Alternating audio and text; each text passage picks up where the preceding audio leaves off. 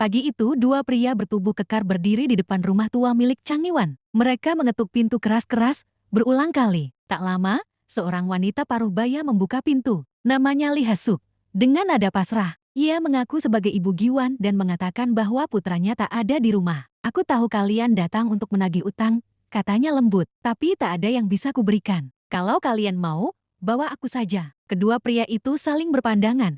Tak tega. Mereka akhirnya memilih pergi, namun memperingatkan bahwa mereka akan kembali. Di dalam rumah, Giwan sedang terlelap, hingga akhirnya dibangunkan oleh Hesuk yang ternyata juga datang menagih utang. Giwan mencoba berkelit seperti biasa, namun kali ini Hesuk tak mau mendengar alasan. Ia membawa pisau, lantai ruang tamu ditutupi plastik. Giwan panik, mengira nyawanya benar-benar terancam. Dengan tubuh gemetar, ia menyerahkan semua uang yang dimilikinya. Setelah urusan selesai, Hesuk dan anak angkatnya, Lei Yange, malah tinggal sejenak di rumah Giwan hanya untuk membuat kimchi. Kemudian mereka pergi ke pasar, melanjutkan rutinitas menagih utang. Para pedagang gelisah melihat kedatangan mereka. Hasuk dan Yang selalu siap dengan payung, bukan untuk hujan, tapi untuk menangkis serangan. Salah satu pedagang, Ajusi, memarahi mereka karena datang saat dagangan sedang sepi. Hasuk menanggapi dengan tenang. Yang seharusnya malu bukan orang yang menagih, tapi orang yang berutang. Sepulang dari pasar, seperti biasa, Hesuk melakukan ritual pembersihan diri. Ia percaya,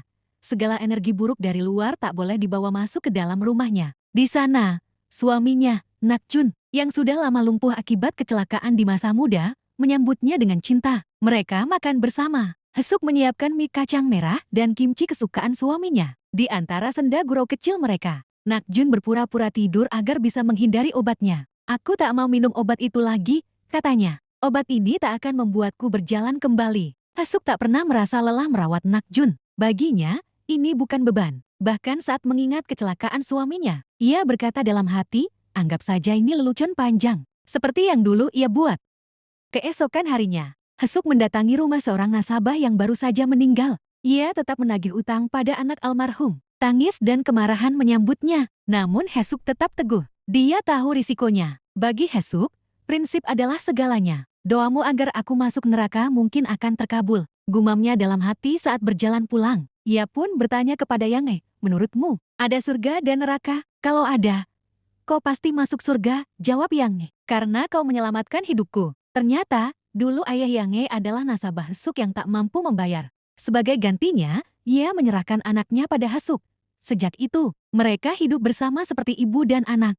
Malam itu, Hasuk terbangun dari mimpi buruk. Ia pindah ke kamar Nakjun. Saat itu, tangan suaminya menggenggam erat tangannya isyarat bahwa ia tak pernah sendiri. Beberapa hari kemudian, seseorang datang dan menyatakan ingin menjadi rentenir seperti dirinya. Tapi Hasuk menolaknya. Pekerjaan ini hanya untuk mereka yang sudah kehilangan rasa malu. Kalau masih muda dan kuat, carilah jalan lain. Hasuk lalu menceritakan awal mula kehidupannya. Sebagai rentenir, uang kompensasi dari kecelakaan suaminya dipinjam oleh seorang ibu untuk operasi anaknya. Ia mengerti rasa putus asa, maka ia memberi pinjaman. Namun ketika ia menagih, ia justru dimaki. Dari situlah ia belajar.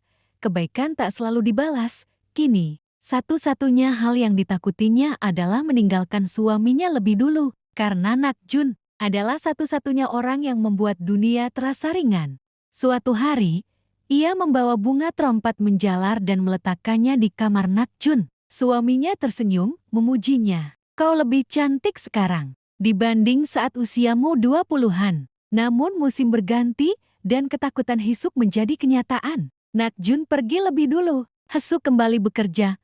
Namun kini suasana berubah. Yange, anak angkatnya, terlihat jatuh cinta pada seorang nasabah muda. Diam-diam, Hasuk membelikan gaun untuknya dan mengatur pertemuan. Tapi setelah tahu Hasuk rela melunasi semua utang pria itu, asal yang menikah dengannya. Yang marah, kalau kau ingin aku meneruskan jalanmu, ajarkan aku menggunakan payung itu, kata Yang. Akhirnya Yang berlatih hingga mahir. Hasuk merasa lega dan tahu kini ia bisa pergi dengan tenang. Dan memang, tak lama setelahnya, seorang pria tak dikenal datang. Bukan nasabah, bukan penagih, tapi malaikat penjemput jiwa. Hasuk tak membawa apa-apa. Ia hanya melayang, bingung. Tapi sang malaikat berkata, Sudah waktunya. Kereta akhirat datang hanya 3 menit setelah dipanggil lewat aplikasi. Di stasiun neraka, orang-orang berdosa turun sendiri. Sisanya, mereka yang terpilih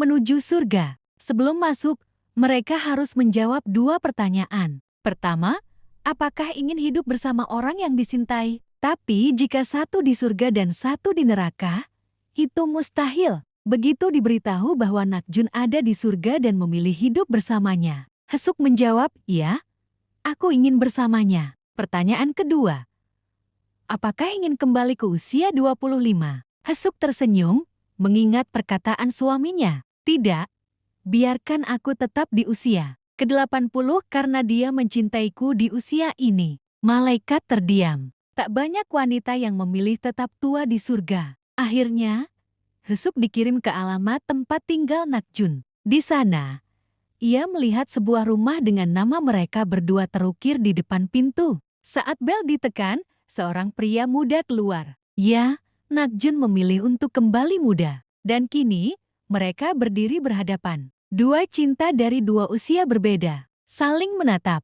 Dan mungkin akan saling mencintai lagi untuk selamanya.